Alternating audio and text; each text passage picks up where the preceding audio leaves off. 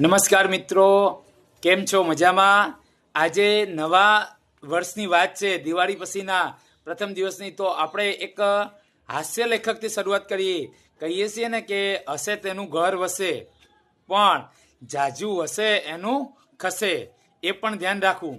તો આજે વાત કરી છે એક એવા જ હાસ્ય લેખકની જે ગુજરાતી સાહિત્યના અંદર હાસ્ય સાહિત્યમાં જેને ભીષ્મ પિતામહની ખ્યાતિ પ્રાપ્ત થયેલી છે અને જેઓ હાસ્યના પર્યાય છે.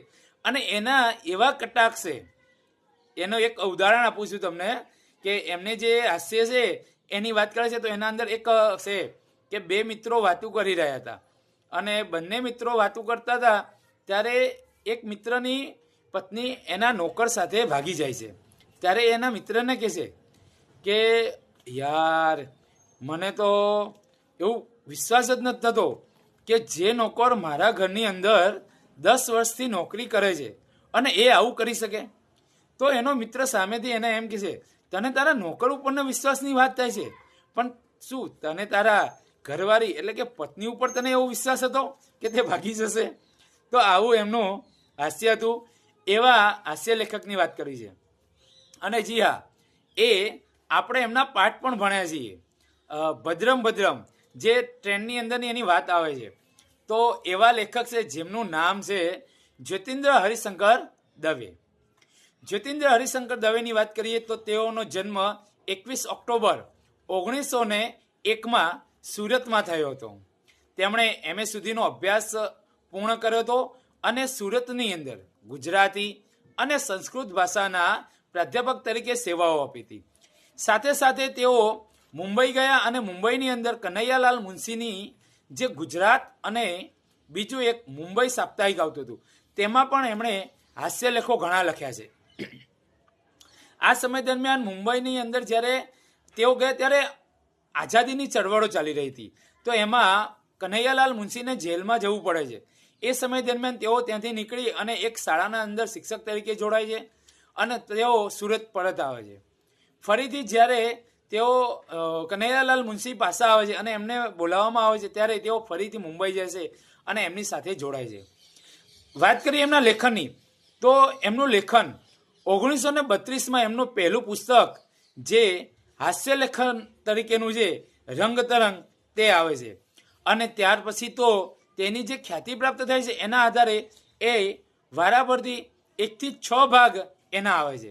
એના સિવાય આપણે વાત કરીએ તો એમની રેતીની રોટલી, નજર લાંબી ટૂંકી, પછી વડ અને ટેટા, બિરબલ અને બીજા, આવા ઘણા પુસ્તકોનું એમને સર્જન કર્યું છે. જ્યોતિન્દ્ર હરિશંકર દવેને સાંભળવા એક લાવો છે.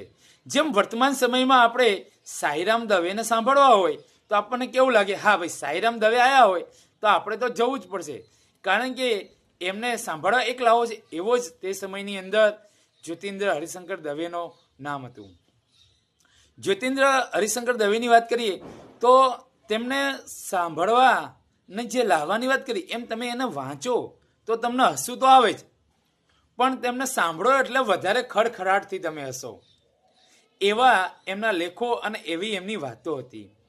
આ સિવાય તેમણે કવિ મુશાયરા ઘણા આવા પ્રોગ્રામો થયા એનું સંચાલન કર્યું અને એને જે સંચાલન કરે એને અલગ જ કાર્યક્રમનો રંગત આપતું હતું અને અલગ જ હતું.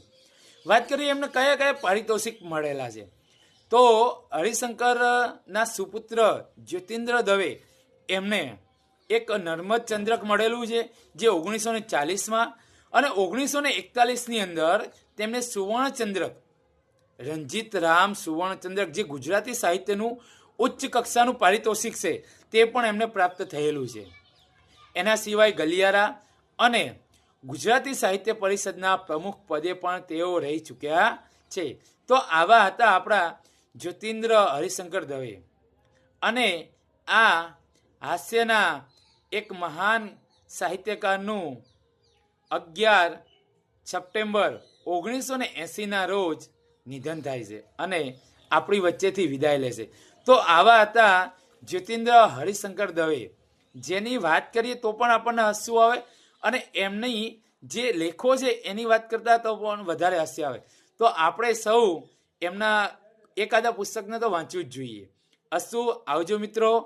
આશા રાખીએ છીએ કે તમને અમારા આ વિડીયો ગમતા હશે અને તમારા જે જુઓ છો અને તમારો જે સપોર્ટ છે એનાથી જ અમે આગળ વધી રહ્યા છીએ. તો ગમે તો લાઈક કરજો, શેર કરજો અને જી હા, કોમેન્ટ કરવાનું ભૂલતા નહીં કે તમારે કોઈ આવા વ્યક્તિ પરિચય વિશે જાણવું હોય તો અમને જણાવજો જરૂર. આવજો.